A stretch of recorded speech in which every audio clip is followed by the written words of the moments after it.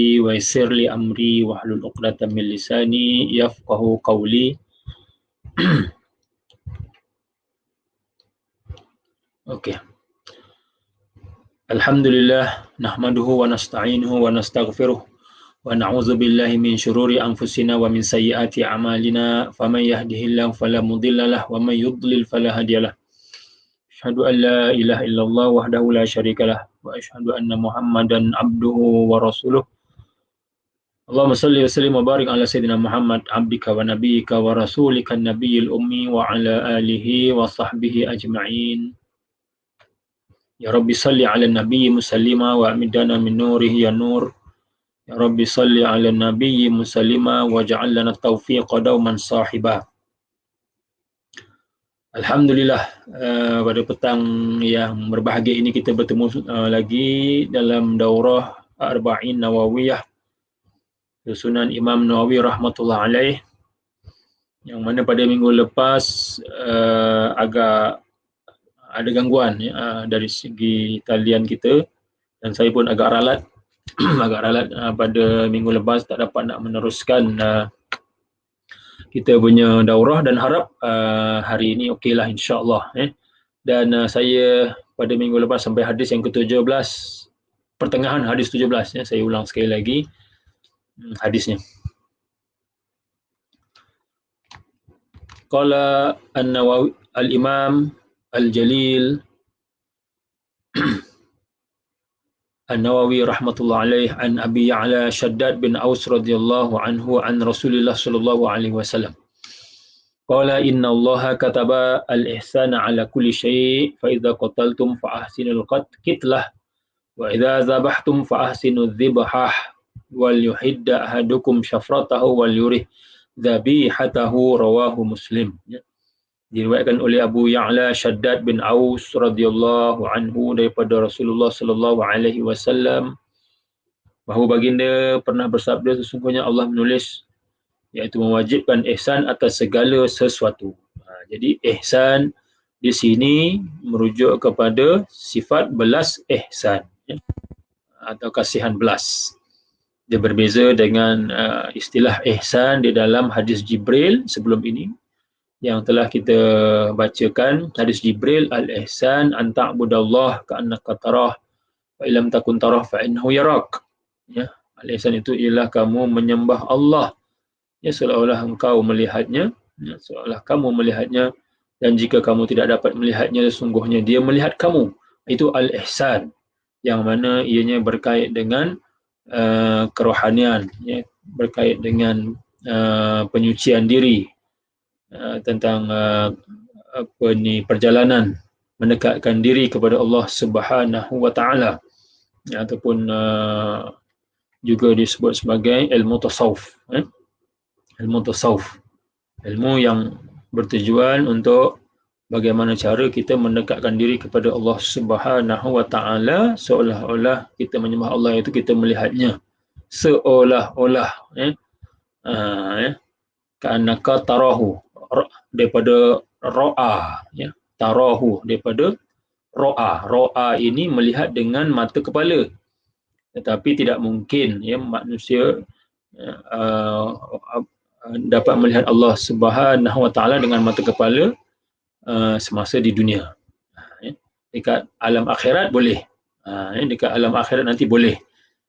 Ru'yatullah, melihat Allah itu boleh berlaku di alam akhirat. Adapun di alam dunia tidak boleh melihat Allah Subhanahu wa taala. Yang boleh ialah melihat dengan hati.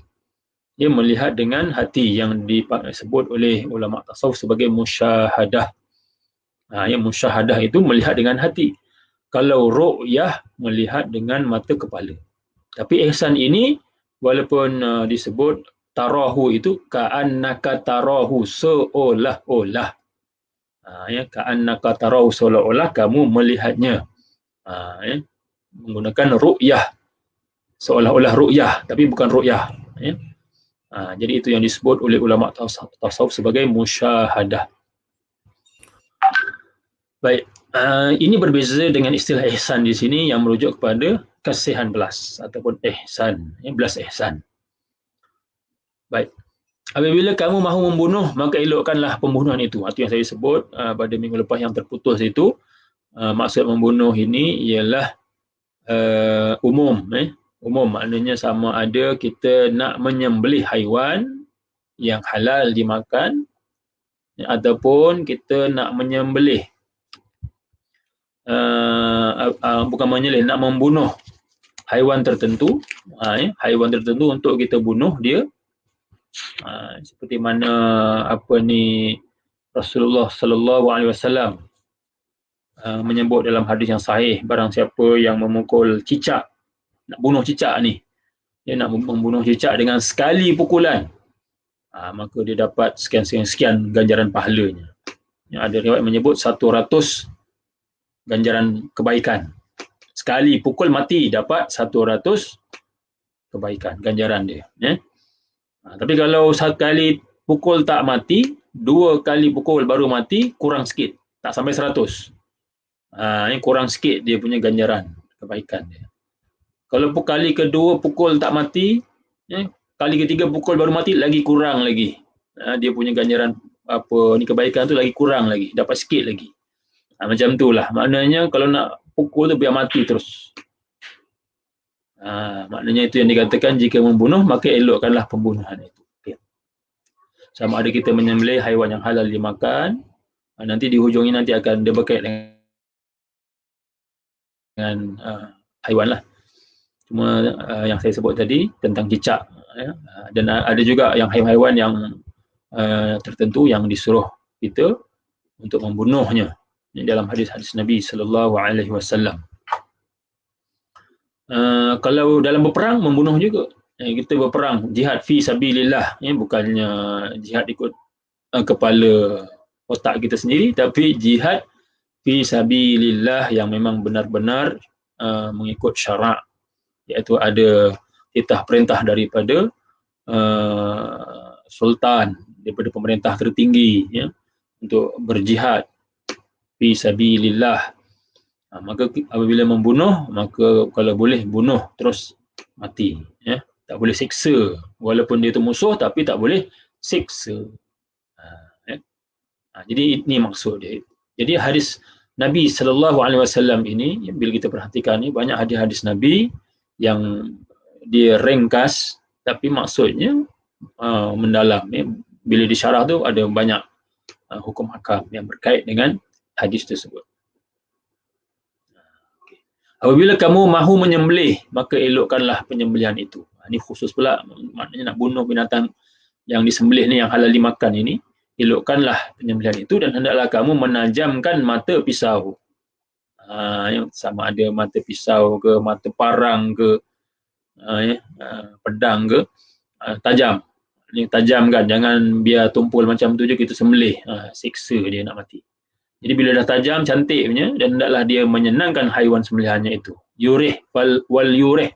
Hendaklah dia menyenangkan, maknanya dia nak putus nyawa itu mudah. Kalau kita sembelih sekali itu, zap, pisau yang tajam tu, sekali tarik aja terus terputus 2 urat.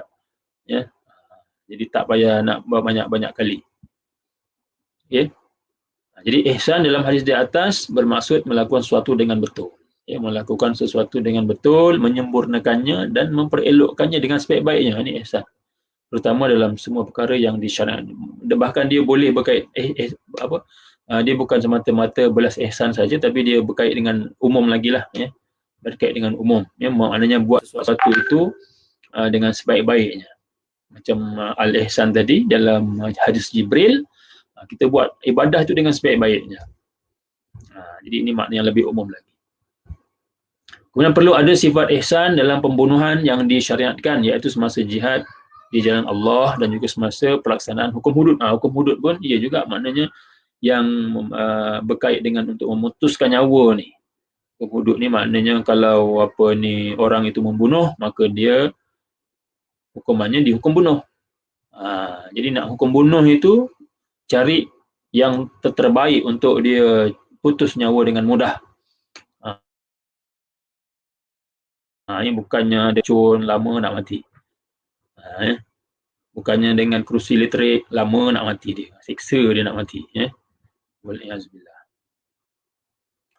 Sifat ihsan juga amat dituntut dalam melaksanakan penyembelihan binatang. Orang yang hendak menyembelih binatang perlulah menjaga adab-adab penyembelihan seperti tidak mengasarinya.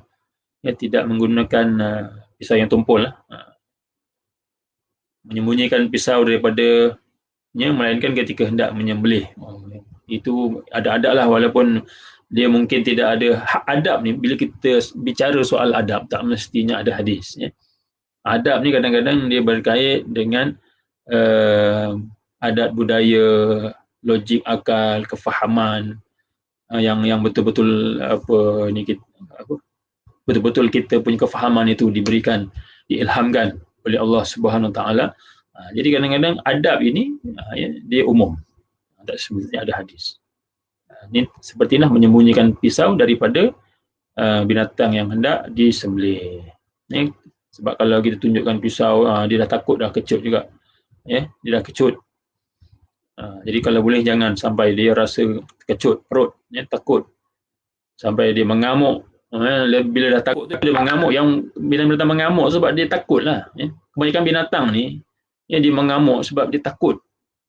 Macam ular pun macam tu juga. Macam mana dia boleh patuh? Sebab dia takut, dia nak mempertahankan diri dia.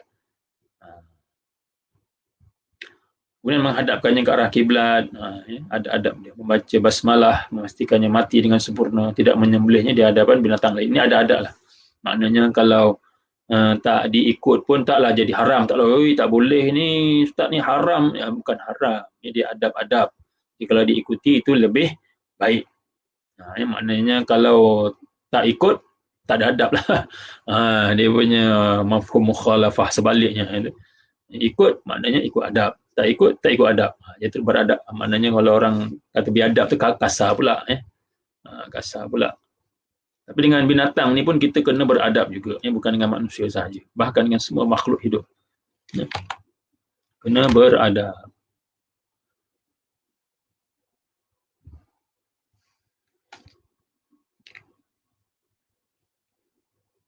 Okey, hadis yang ke-18. Hadis ke-18. Saya harap saya punya suara ini clear di sana. Kalau tak clear boleh type di situ.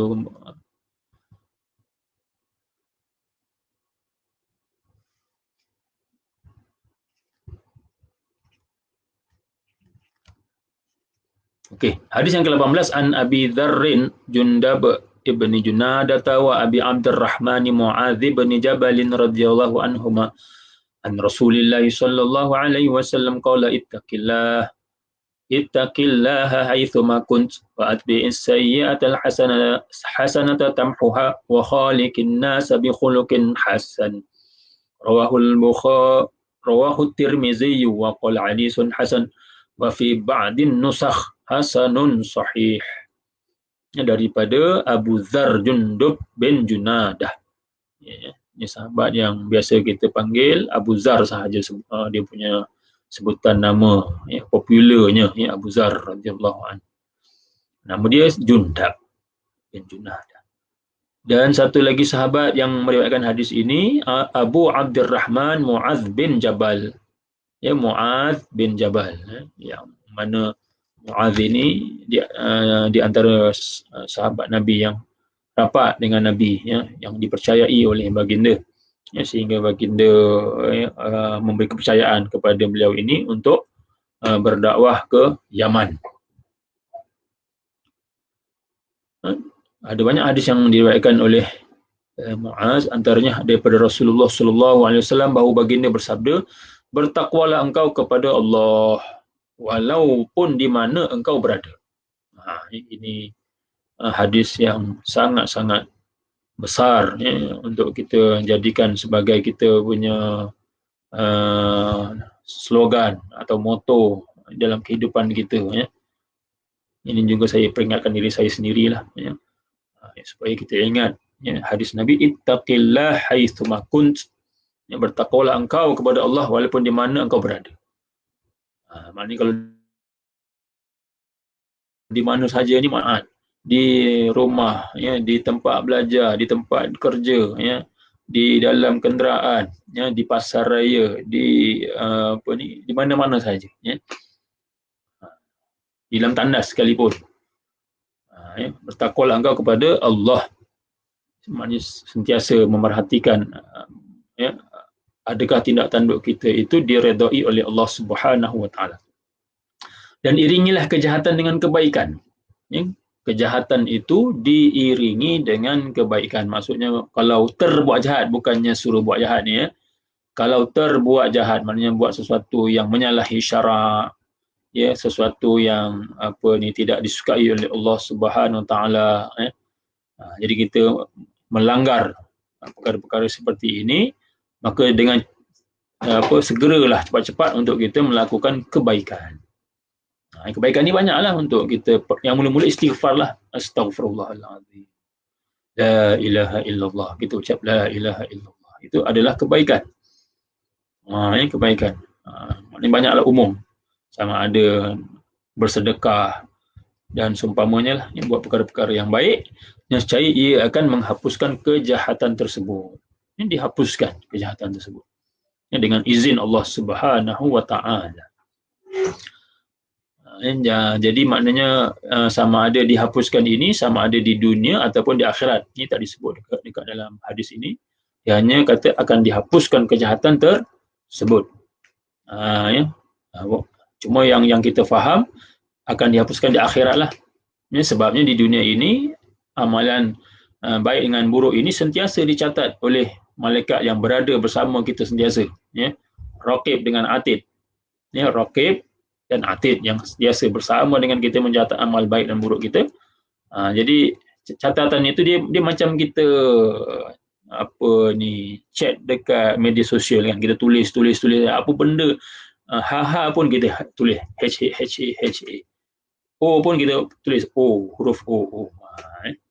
Jadi macam tu, seolah-olahnya setiap apa yang keluar daripada diri kita itu macam itulah yang dicatat oleh Raqib dan atid. Jadi tidak dihapuskan. Jadi akan dihapuskan di hari akhirat kelak. Di hari akhirat kelak. Itu ikut zahir yang dapat kita faham daripada matan hadis ini. Mungkin juga, boleh jadi juga, dalam mensyarahkan hadis ini kadang-kadang dia ada kemungkinan-kemungkinan. Ya. Hatta syurrah al-hadis. Ya. Ulama-ulama yang mensyarahkan kita hadisnya, kadang-kadang dalam mensyarahkan, nak menghuraikan makna hadis itu, mereka tak dapat nak menyatakan inilah maknanya satu saja, inilah maknanya, tak. Kadang-kadang mungkin ini maknanya, mungkin ini maknanya. Ihtamala hadza wa ihtamala hadza. Dia punya ihtimal itu ada. Ini sebab hadis tidak menyatakan dengan jelas. Dia hanya menyatakan secara umum. Boleh jadi juga menghapuskan kejahatan ini juga boleh juga berlaku di alam dunia, sebelum alam akhirat. Wallahu a'lam. Dan bergaulah sesama manusia dengan budi pekerti yang baik. Bergaul maknanya kita bermuamalah, berinteraksi dengan jiran-jiran, dengan kawan-kawan, dengan keluarga ini, sesama manusia ini, dengan masyarakat, dengan semua manusia, golongan kafir sekalilah termasuk. Jadi dengan budi pekerti yang baik. Ini supaya kita punya diri kita itu baik di sisi Allah Subhanahu Wa Taala. Dan inilah tujuan Rasulullah Sallallahu Alaihi Wasallam dibangkitkan, sebagaimana sabda baginda, innama bu'istu liutammima makarimal akhlaq. Atau dalam riwayat lain, salihal akhlaq. Sesungguhnya aku dibangkitkan untuk menyempurnakan akhlak yang mulia, akhlak yang baik. Jadi nak membina, nak membentuk manusia ini supaya baik ni. Jadi inilah tugas Rasulullah Sallallahu Alaihi Wasallam. Manakala apabila baginda telah wafat, maka tugas ini tak berhenti, dia berterusan, iaitu ditanggung oleh para alim ulama, para salihin, para awliya. Hadis riwayat At-Tirmizi katanya ia hadis hasan. Wa fi ba'din nusakh, maknanya dalam setengah manuskrip Sunan At-Tirmizi. Sebab kitab yang sampai kepada kita hadis yang sampai kepada kita hari ini, ya, dia melalui tempoh masa yang sangat panjang, ya, melalui tempoh masa yang sangat panjang daripada kurun ke-2 Hijrah, 3 Hijrah sampai sekarang ini. Sampai sekarang kurun ke-15 Hijrah. Tetapi kitab itu banyak yang sampai kepada kita hari ini dengan baik, ya, dengan selamat. Cuma kadang-kadang ada versi. Yalah, sebab ini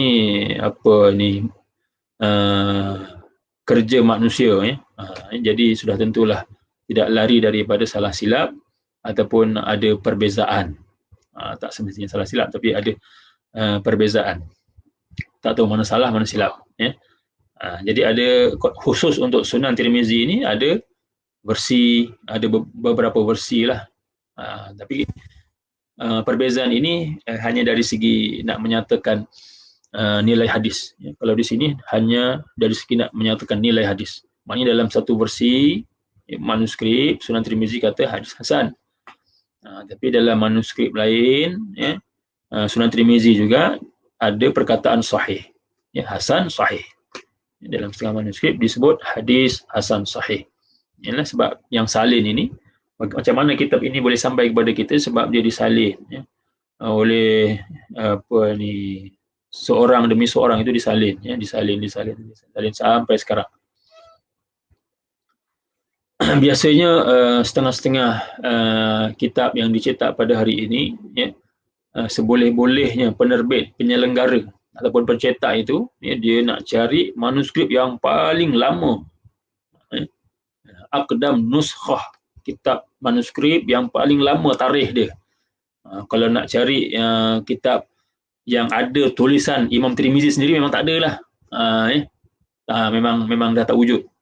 Nak cari kitab yang memang tulisan tangan Imam Tirmizi dah tak ada. Maknanya kitab-kitab yang ada pada hari ini ni, yang kita nak cari tulisan tangan yang original, ya, yang daripada kurun ke-2 Hijrah, 3 Hijrah dah tak ada.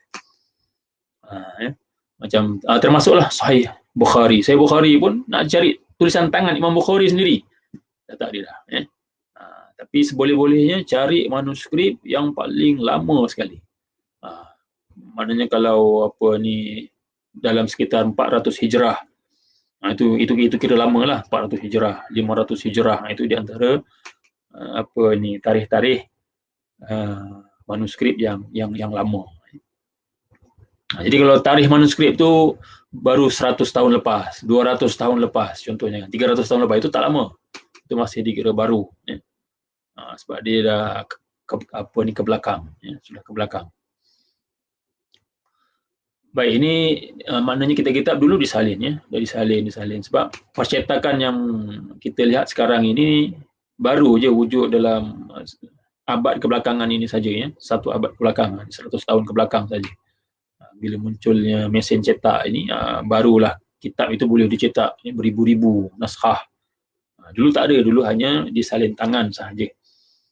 Dan sekarang ini, ya, nilainya sangat tinggi lah. Maknanya kalau ada kitab tulisan tangan, yang ada hanya di dalam museum ataupun di dalam arkib-arkib negara, masing-masing lah. Sebab harganya sangat mahal, nilainya sangat tinggi. Baik, jelas hadis tu, ya, dia ada 3 perkara yang disebut oleh Nabi SAW, antaranya taqwa, ya. Taqwa ini ialah kita meletakkan benteng antara diri kita ni, ya, dengan api neraka. Dengan api neraka tu kita letakkan benteng, dinding, kubu, macam itulah, ya. Kita letakkan penghalang yang dapat menghalang, ya, diri kita ini daripada masuk ke dalam api neraka. Jadi benteng tu apa? Pendinding ataupun pelindung yang disebut takwa ni apa? Iaitulah amalan-amalan soleh, ya. Dengan kita mentaati semua perintah Allah Subhanahu wa taala dan meninggalkan segala larangan Allah Subhanahu wa taala.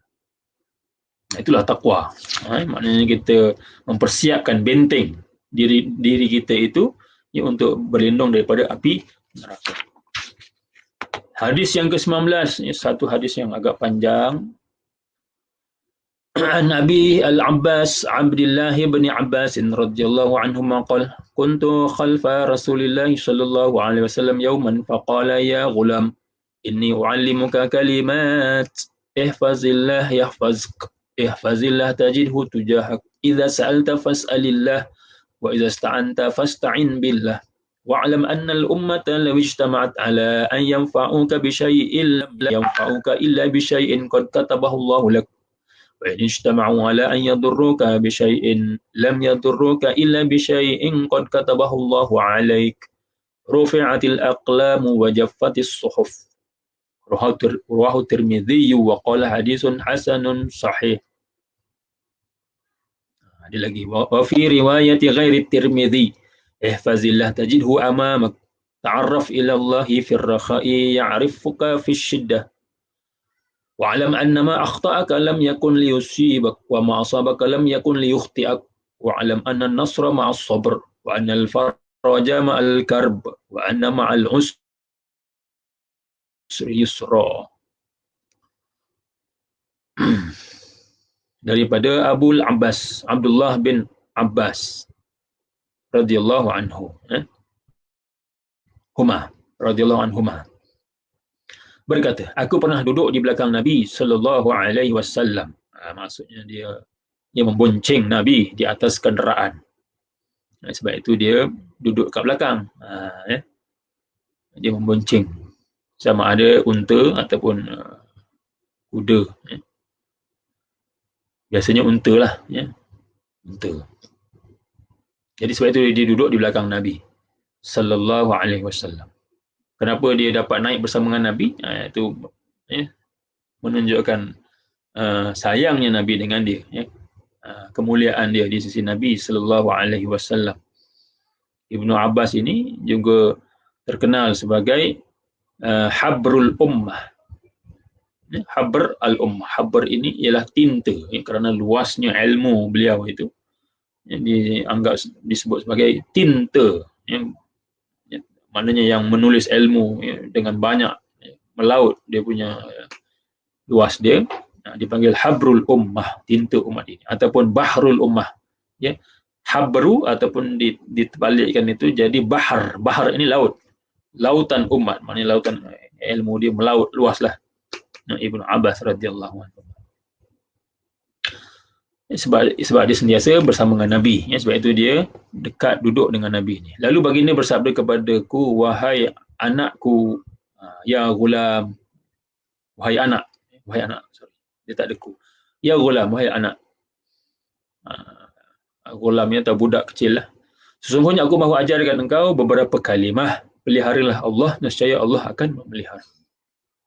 Ini satu wasiat, pesanan yang cukup besar.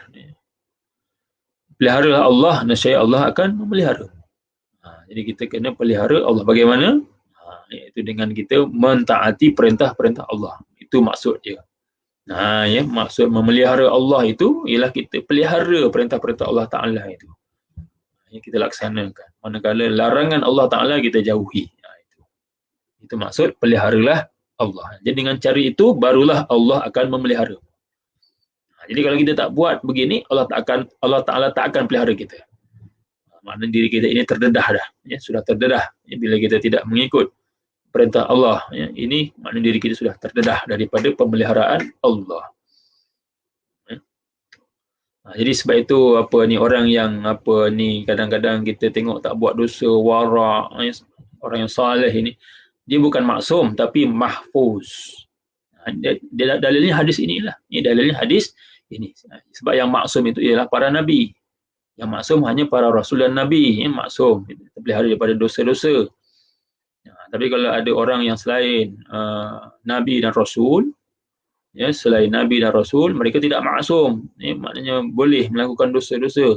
Tetapi dengan sifat saleh, takwa, iman mereka yang kuat ini, mereka ini mahfuz min kibalillah azza wa jalla, dipelihara oleh Allah subhanahu wa ta'ala. Baik. Ihfazillah tajidhu tujahak, peliharalah Allah, nescaya engkau akan dapati dia di hadapanmu. Maknanya sentiasa akan bersama Allah. Maknanya apabila dalam keadaan susah, pasti Allah Ta'ala ada bersama. Senang pun Allah Ta'ala ada bersama. Bila engkau meminta, maka pintalah dari Allah. Bila nak minta sesuatu itu, terus doa kepada Allah Subhanahu Wa Ta'ala. Jangan minta kepada selain Allah. Jangan minta kepada selain Allah. Terus minta kepada Allah Subhanahu Wa Ta'ala. Hatta orang yang bertawasul itu dengan perantaraan para nabi ataupun perantaraan para wali, mereka itu bukan meminta pada nabi dan wali itu, bukan, tapi mereka hanya bertawasul dengan kemuliaan para nabi dan para wali itu di sisi Allah Subhanahu Wa Ta'ala, bukannya meminta. Sebab mereka memulakan dengan meminta kepada Allah, Allahumma, ya Allah. Direct, permintaan mereka itu direct kepada Allah Subhanahu Wa Ta'ala. Bukannya meminta terus kepada para nabi dan wali tersebut yang tidak ada boleh memberi mudarat atau memberi manfaat. Bahkan kalau kita ini, akidah kita ini, kalau kita yakin ada benda selain Allah yang boleh bagi manfaat dan bagi mudarat, syirik kita. Syirik. Jadi kalau kita kata orang yang bertawasul ini, mereka mempercayai bahawa ada yang boleh memberi mudarat dan boleh memberi manfaat selain Allah, maka kita menuduh mereka lah. Itu hanya tuduhan kita sahaja. Hakikatnya mereka yakin bahawa tidak ada yang memberi manfaat dan memberi mudarat kecuali Allah Subhanahu Wa Ta'ala. Jadi kena faham ni, untuk bila kita minta tu, minta dengan Allah Subhanahu Wa Ta'ala. Bila engkau meminta pertolongan, maka mintalah pertolongan dengan Allah. Minta pertolongan dengan Allah. Kerana Allah saja yang boleh memberi manfaat.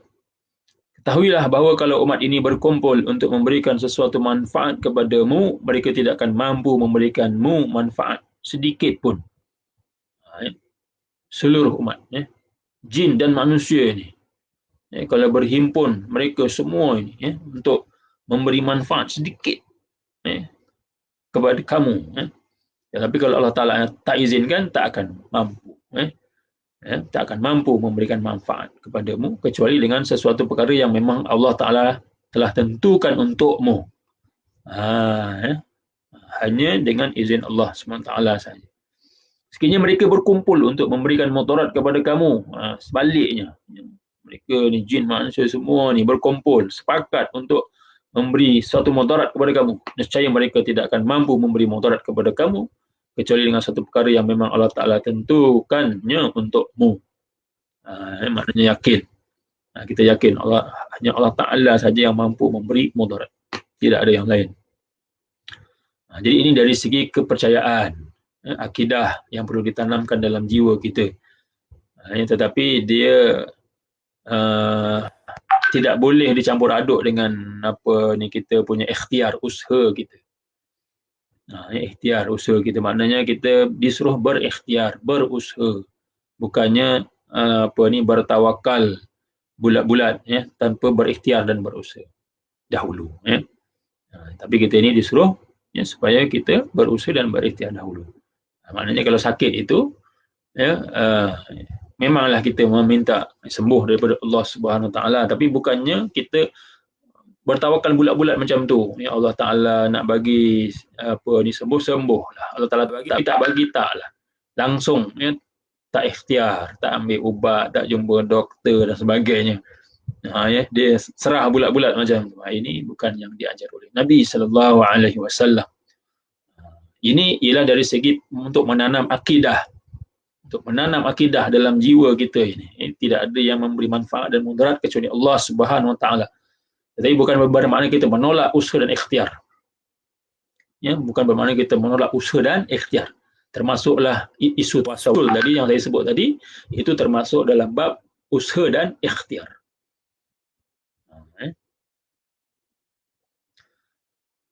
Jadi tapi dari segi akidah kita, keyakinan kita ini, nescaya mereka tidak mampu memberi mudarat ataupun manfaat walaupun mereka itu berhimpun seluruhnya ini, bersepakat ni. Tapi kalau Allah Ta'ala tak izinkan, tak akan berlaku. Ya? Kecuali dengan perkara yang memang Allah Ta'ala telah tentukannya untuk. Pena-pena telah diangkat.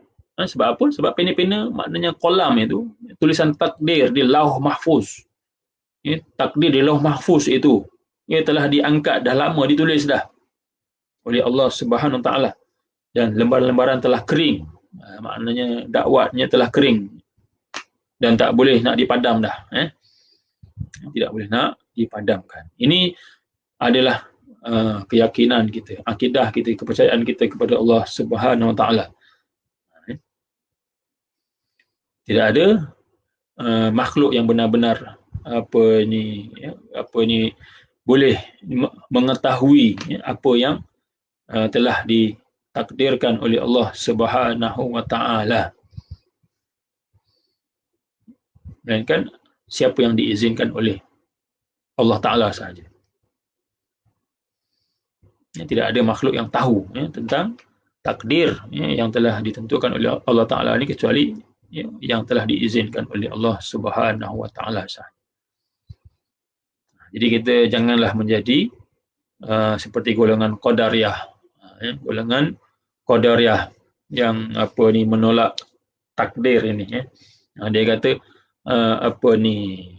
manusia ini dia boleh menentukan takdir dia sendiri. Semuanya perbuatan-perbuatan dia ini datang daripada diri dia sendiri. Ini adalah fahaman yang sesat.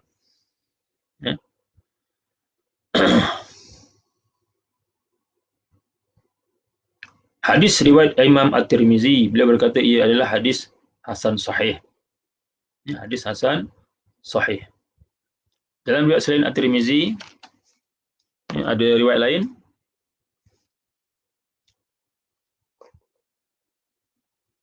Peliharalah Allah, nescaya engkau akan dapatinya di hadapan engkau. Kenalilah Allah ketika senang, nescaya dia akan mengenalimu di ketika susah. Masa senang tu kena ingat Allah. Maknanya bukannya susah baru ingat Allah, salah. Ini pesanan Nabi. Maknanya ketika senang ingat Allah, nescaya bila kita susah, Allah Ta'ala akan ingat kita. Ketahuilah bahawa apa-apa yang ditakdirkan tidak menimpamu, ia tidak akan menimpamu. Perkara yang tidak ditulis dalam lauh mahfuz tidak akan berlaku. Dan apa-apa yang menimpamu, bukannya ia tersilap menimpamu, tapi memang apa yang menimpa kita memang telah ditakdir. Ketahuilah bahawa pertolongan itu ada bersama kesabaran. Macam kita dalam tempoh menghadapi wabak COVID-19 ini. Ini adalah ujian daripada Allah Subhanahu Wa Ta'ala. Pasti kita yakin pasti dia akan diangkat. Satu masa nanti pasti akan diangkat oleh Allah Subhanahu Wa Ta'ala. Tapi nak menunggunya itu, nak menunggu pertolongan Allah Ta'ala itu, mestilah ada sabar, sifat sabar. Pertolongan itu pasti ada bersama kesabaran. Terlepas dari kesempitan itu ada bersama kesusahan. Jadi sebelum kita nak bebas, lepas, terlepas daripada kesusahan, penderitaan, kesempitan itu, pasti ada kesusahan lah. Dan bersama kesusahan itu pasti ada kesenangan. Inna ma'al usri yusra. Hujung hadis ini dia bertepatan lah dengan ayat Al-Quran. Inna ma'al usri yusra. Dalam surah Alam Nashrah, Al-Insyirah.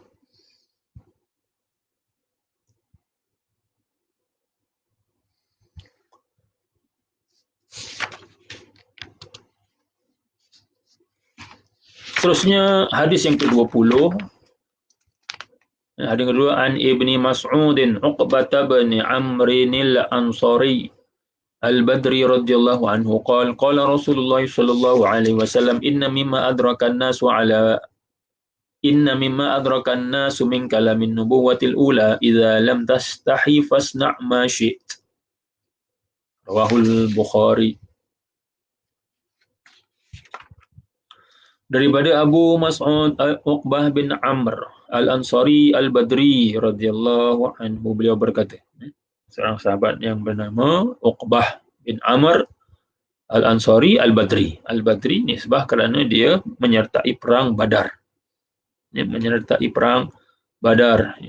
Maknanya termasuk dalam 313 orang sahabat Nabi. Ataupun 314, 15 atau 17 lah. Ada khilaf tentang bilangannya.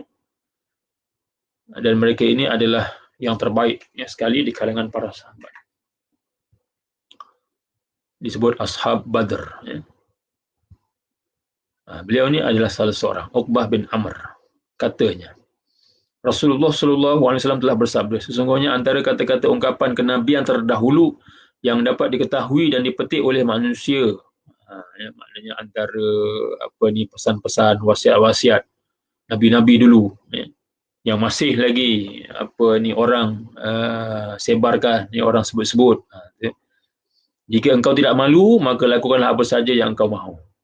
Jika tak malu, buatlah apa yang kau nak. Ini dalam ni maksudnya. Hadis riwayat Imam Al-Bukhari. Maksudnya dalam. Maknanya kalau hilang sifat malu ni, tidak malu ni, orang akan berbuat apa saja yang dia suka. Hilang. Tak ada sifat malu. Jadi dia tak peduli dosa, pahala ni dia tak peduli lah. Baik buruk dia tak peduli, kerana hilang sifat malu. Jadi orang macam ini pun tidak ada nilai. Maknanya Allah Ta'ala pun tidak peduli dia. Tidak ada nilai di sisi Allah Subhanahu Wa Ta'ala. Itu maksudnya. Bukannya suruh supaya kita jangan malu, tak. Supaya kita bersifat malu. Dia punya hadis ini maksudnya dia sebalik dia. Maksudnya supaya kita ni kena bersifat malu.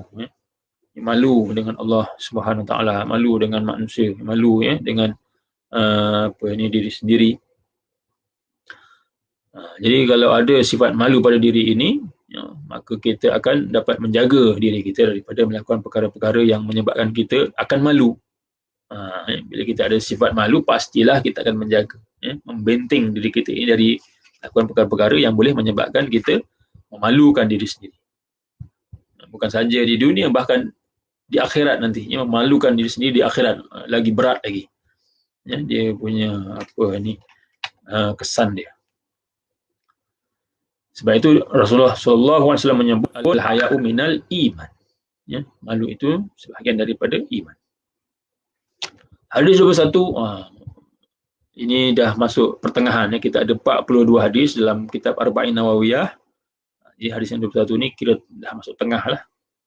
Sepatutnya dah nak habis ni, kalau ikutkan daurah kita tu sepatutnya dah nak habis, tapi berbagai-bagai rintangan.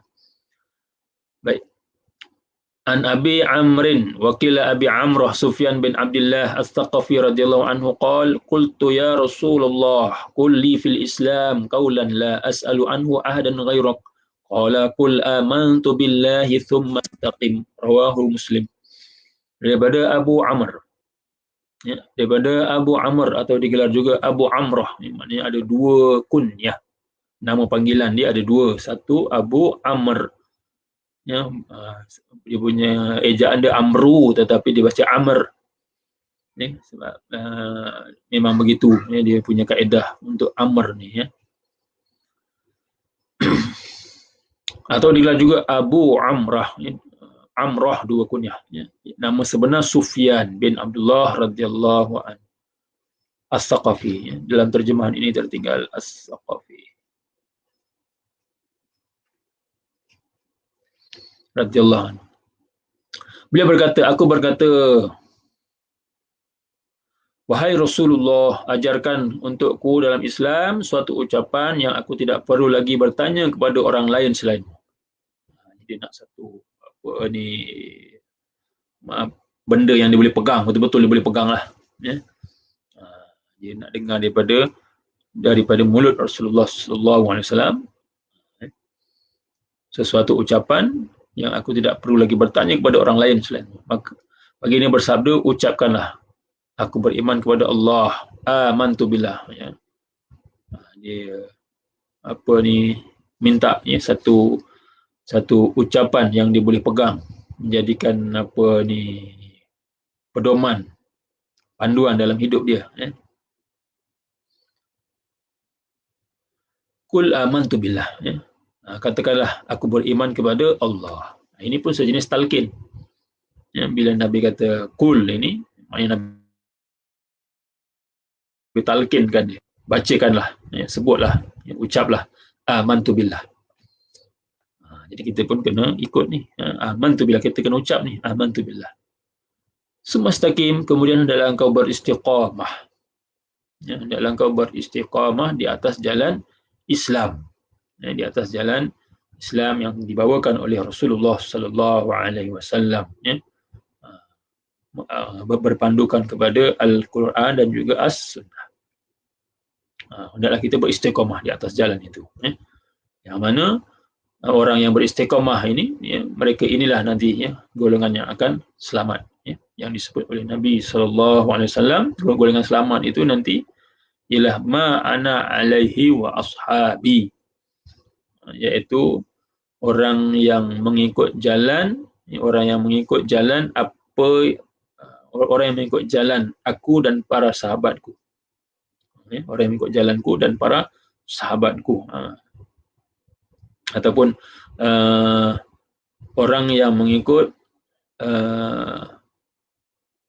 jalan yang aku dan para sahabatku berada di atasnya. Ya, ma ana alaihi wa ashabi, yang aku dan para sahabatku berada di atasnya. Ini ialah jalan, ya, yang benar, dan kita beristiqamah di atas jalan itu. Dan kita ucapkan amantu billah. Jadi ucapannya amantu billah saja, pendek saja. Ya, sumastaqim tu itu arahan untuk beristiqamah, ya. Yang talqin tadi itu, yang Nabi talqinkan, kul amantu billah. Jadi ucapkan amantu billah. Nabi tak sebut ni apa yang ucap sekali ke, hari-hari ke, setiap solat fardu ke. Ini, ya, dalam apa ni hadis-hadis Nabi sallallahu alaihi wasallam, ya, bila Nabi ajarkan ini, Nabi tak ajarkan apa ni sekali cukuplah, tak ada, ataupun kena sebut ini hari-hari, tak juga. Jadi umum. Jadi menunjukkan perkara ini luas. Ini benda-benda yang berkait dengan zikir, doa, ini benda-benda seperti ini luas, ya. Sama ada kita nak ulang hari-hari ataupun kita nak sebut 100 kali, 1000 kali, tak ada masalah, ya. Sebab hadis ini umum. Hadis riwayat Imam Muslim, hadis yang sahih. Hadis nomor 2, an Abi Abdillah Jabir bin Abdillah Al-Ansari radhiyallahu anhuma anna rajulan sa'ala Rasulullah sallallahu alaihi wasallam faqala ara'aita idza shallaital maktubat ara'aita idza shallaitul maktubat wa sumtu ramadana wa ahlaltul halala wa haramtul haram wa lam azid ala zalika syai'a adkhulul jannah qala na'am, rawahu Muslim. Daripada Abu Abdillah Jabir bin Abdillah Al-Ansari, salah seorang daripada sahabat Nabi yang banyak meriwayatkan hadis. 7, salah seorang daripada 7 sahabat Nabi yang banyak meriwayatkan hadis, Jabir bin Abdullah. Ya, beliau meriwayatkan bahawa seorang lelaki telah bertanya Rasulullah sallallahu alaihi wasallam. Dia berkata, bagaimana pandanganmu jika aku mendirikan sembahyang fardu? Aku berpuasa bulan Ramadan. Aku menghalalkan perkara yang halal dan aku mengharamkan perkara yang haram. 3 perkara dia sebut. Solat fardu, berpuasa bulan Ramadan, menghalalkan yang halal dan mengharamkan yang haram. 3 perkara.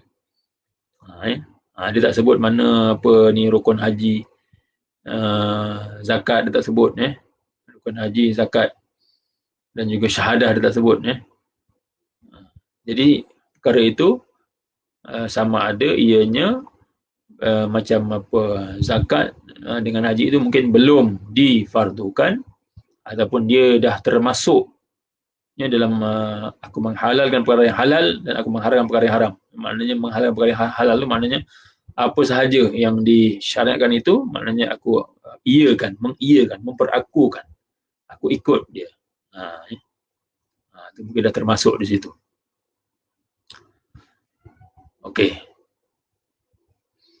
Aku tidak akan menambah apa-apa lagi lebih daripada itu.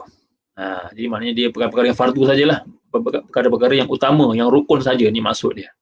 Walaupun disebut hanya puasa, solat, puasa, ya, dan tentang hal haram ni, tapi maksudnya semualah perkara yang rukun, perkara yang penting utama bagi seorang Muslim mukmin itu, dan juga berkait dengan rukun iman yang 6 yang kita dah baca dalam hadis Jibril tentang apa itu al-Islam, apa itu al-iman, al-ihsan. Jadi itu sudah termasuk, walaupun pertanyaan ini sikit aja. Sama ada apa dia bertanya ini, yang lain-lain itu belum apa ni disyariatkan, khususnya zakat dengan haji yang tak disebut di sini, ataupun dia sudah termasuk sekali. Baik. Jadi dia tak akan tambah lagi lah. Maknanya dia nak buat perkara-perkara yang fardu, yang diwajibkan sahaja, yang tidak akan menambah. Dia tidak akan menambah apa-apa lagi lebih daripada itu. Apakah aku akan masuk syurga? Soalan dia. Maka dia menjawab, ya. Ya. Maknanya kalau kamu lakukan semua perkara-perkara fardu itu, ya, saya kamu akan masuk syurga. Hadis riwayat Imam Muslim. Okey, dekat bawah tu saya ada sebut lah. Ada beberapa tafsiran. Kenapa tidak disebut zakat dan haji? Sama ada kerana kedua-duanya belum difardukan lagi, atau kerana lelaki itu tidak mempunyai harta untuk dizakatkan. Ada tambahan di sini lah. Atau kerana lelaki tersebut tidak mempunyai harta. Ini nombor 3. Atau kerana lelaki tersebut tidak mempunyai harta untuk dizakatkan dan juga tidak mampu untuk menunaikan haji. Mungkin dia miskin. Maknanya ini dia di Madinah, Nabi di Madinah. Beliau bertanya ni di Madinah, jadi nak menunaikan haji itu di Mekah. Jadi mungkin tak mampu untuk membuat perjalanan jauh pergi ke Mekah. Atau satu lagi, atau kerana kedua-duanya telah dikira termasuk dalam umum kata-katanya, aku menghalalkan perkara yang halal dan aku mengharamkan perkara yang haram. Jadi tafsiran ini saya ambil daripada kitab guru kami, Syekhuna Dr. Mustafa Al-Bugha, hafizahullah, dalam kitab Al-Wafi Syarah Arba'in Nawawiyah. Selain perkara fardu, setiap Muslim turut digalakkan untuk melaksanakan amalan-amalan sunat. Nanti ada hadis yang lain pula lah. Maknanya perkara fardu ini kalau dibuat betul-betul, insya-Allah cukup untuk masuk dalam syurga. Tetapi takut nanti perkara-perkara yang fardu ini ada berlaku kelompongan atau kelompangan dalam amalan kita itu, takut nanti kena reject. So better, lebih baik untuk kita tampung dengan amalan-amalan sunnah. Justru digalakkan, nanti ada hadis lain, menggalakkan untuk melaksanakan amalan-amalan sunat kerana ia akan dapat menampung kekurangan amalan-amalan fardu yang boleh jadi ada berlaku, kekurangan yang berlaku tanpa disedari sewaktu menunaikannya. Baik, saya bacakan hadis 23 yang terakhir. Hadis 23 yang terakhir untuk petang yang berbahagia ini. An Abi Malik Al-Harith bin Asim Al-Ash'ari radhiyallahu anhu qala Rasulullah sallallahu alaihi wasallam at-tuhur syatrul iman walhamdulillah tamla'ul mizan wa subhanallahi walhamdulillah tamla'ani atau tamla'u ma baina as-sama'i wal ard was salatu nur was sadaqatu burhan was sabru diya wal qur'anu hujjatul laka aw 'alaik. Kullun nasi yaghdu fabai'u nafsahu famu'tiku au mubiquha. Rawahu Muslim. Daripada Abu Malik Al-Harith bin Asim Al-Ash'ari radhiyallahu anhu. Beliau berkata, Rasulullah sallallahu alaihi wasallam telah bersabda. Jadi ini riwayat Abu Malik Al-Ash'ari. Dia bukan Abu Musa, dia ada satu lagi Abu Musa Al-Ash'ari. Itu pun sahabat besar. Yang ini Abu Malik Al-Ash'ari. Al-Ash'ari ini adalah nisbah kepada kabilah Al-Ash'ariyin yang berasal daripada Yaman, datang daripada Yaman mereka ini. Jadi hadis yang diriwayatkan, sabda Rasulullah sallallahu alaihi wasallam, kebersihan itu separuh daripada iman. Syatr ini nisfu, separuh daripada iman. Maknanya kalau kita buat kebersihan ini, bersuci, berwuduk, ini syatrul iman. Kita dah memenuhkan separuh daripada iman. Ucapan zikir alhamdulillah memenuhi neraca timbangan Allah. Kita menyebut alhamdulillah sangat ringan dekat bibir. Alhamdulillah. Tapi ganjarannya besar. Tamla al-mizan. Ya, al-mizan ini apa? Mizan, timbangan dekat akhirat. Jadi ini juga di antara dalil apa ni, bahawa amalan yang sedikit tapi ganjarannya besar. Walaupun ada, kalau kita belajar ulum hadis itu kadang-kadang kita apa ni apa ni diajarkan bahawa di antara tanda-tanda hadis palsu ialah amalan yang sedikit tapi ganjarannya terlalu besar. Amalan yang sedikit tapi ganjarannya terlalu besar. Ini banyak, macam pelik sangat. Itu di antara tanda-tanda hadis palsu kepada sanad lah. Tapi di sini walaupun mungkin boleh disebut tandanya itu macam terlalu besar, tapi ini adalah hadis yang sahih, riwayat Imam Muslim. Jadi bermakna itu adalah tanda, bukannya hukum, bukannya di antara hukum untuk menghukum hadis palsu ialah mesti macam ni. Itu bukan, ini tanda sahaja. Itu kita kena faham untuk kita bezakan. Untuk kita bezakan antara nak menghukum hadis sebagai palsu atau nak mengetahui tanda hadis palsu. Tanda sahaja. Tak semestinya tanda itu boleh kita jadikan sebagai hukum. Tak boleh. Baik. Wa subhanallah walhamdulillah. Dan ucapan subhanallah alhamdulillah ni kedua-duanya memenuhi ruangan antara langit dan bumi, penuh. Langit dengan bumi. Dengan saja ucapannya subhanallah walhamdulillah, tapi penuh antara langit dan bumi. Berapa luas antara langit bumi ni, sangat luas. Ini ganjarannya. Sembahyang itu adalah cahaya. Sembahyang itu adalah cahaya. Solat itu nur. Jadi kita mendengar solat itu jadi cahaya. Cahaya ni. Maknanya kalau kita di akhirat nanti semua gelap. Yang kita yang boleh mencahayakan seorang itu ialah amalan dia. Amalan dia yang boleh mencahayakan dia. Nur ini, solat ini, dia akan mencahayakan. Jadi kalau orang yang amalannya hebat, jadi memang terang benderang lah. Alam dia terang benderang, amalannya hebat.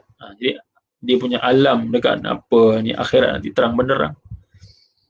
Tapi kalau amalannya Allah, jadi kita pun kena muhasabah diri sendiri, termasuk diri saya. Amalannya sangat sedikit, sehingga kan Nabi ada menyebut hanya hujung kaki saja bercahaya. Hujung kaki dia, ibu jari dia tu yang bercahaya. Allah kecil cahayanya. Jadi banyak saja yang dia boleh terangkan dengan cahaya yang kecil itu, hujung kaki itu. Wasadaqah burhan. Sedekah itu adalah saksi, menunjukkan bukti bahawa orang yang memberi sedekah itu ikhlas kerana Allah Subhanahu Taala, dan nanti akan dia mendapat ganjarannya di akhirat sana.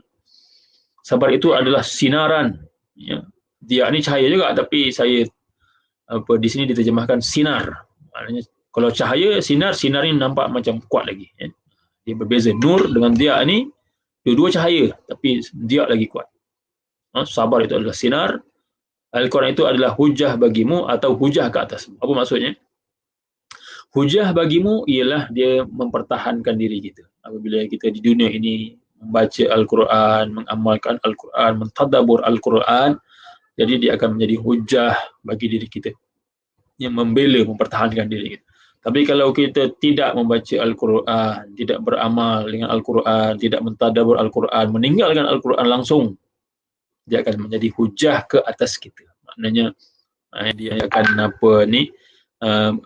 berhujah bahawa kita ini meninggalkan Al-Quran dan memang kita ini layak untuk diazab oleh Allah Subhanahu Wa Taala. Setiap manusia keluar pada waktu pagi. Gambarannya begitu. Ini analogi. Setiap manusia ini pagi-pagi dia keluar dalam keadaan meniagakan dirinya. Ini analogi, kiasan. Setiap pagi itu dia meniagakan diri. Macam mana? Ada yang memerdekakan dirinya, membebaskan dirinya.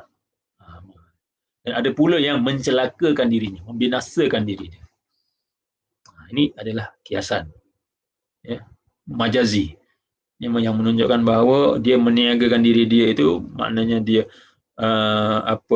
buat apa yang dia buat di sepanjang hari itu, apa yang dia buat, amalan apa yang dilakukan. Kalau amalannya itu taat kepada Allah, meninggalkan larangan Allah Subhanahu wa taala. Jadi dia sudah memerdekakan diri dia, bebas daripada api neraka. Tapi kalau sepanjang hari itu diri dia itu, amalannya itu dipenuhi dengan melanggar perintah Allah, melakukan perkara yang dilarang oleh Allah, wal-iyazubillah, maknanya dia membinasakan diri dia. Maknanya dia membinasakan diri dia, masuk dalam api neraka. Wal-iyazubillah. Jadi ini hadis yang ke-23 daripada kitab Arba'in Nawawiyah, riwayat Imam Muslim. Jadi banyak hadis yang merupakan hadis yang mengandungi makna yang cukup besar, hadis yang sangat penting dalam kehidupan kita. Sebab itu Imam Nawawi menghimpunkan hadis ini dalam hadis 40 ini supaya dapat kita renung, dapat kita jadikan sebagai panduan, pedoman dalam hidup kita. Dan insya-Allah kita akan sambung pada masa akan datang hadis yang ke-24 Hadis yang ke-24. Wallahu taala a'lam. Aqulu qawli hadza wa astaghfirullah li wa lakum. Subhanakallahumma wa bihamdika asyhadu an la ilaha illa anta astaghfiruka wa atubu ilaik. Assalamualaikum warahmatullahi wabarakatuh.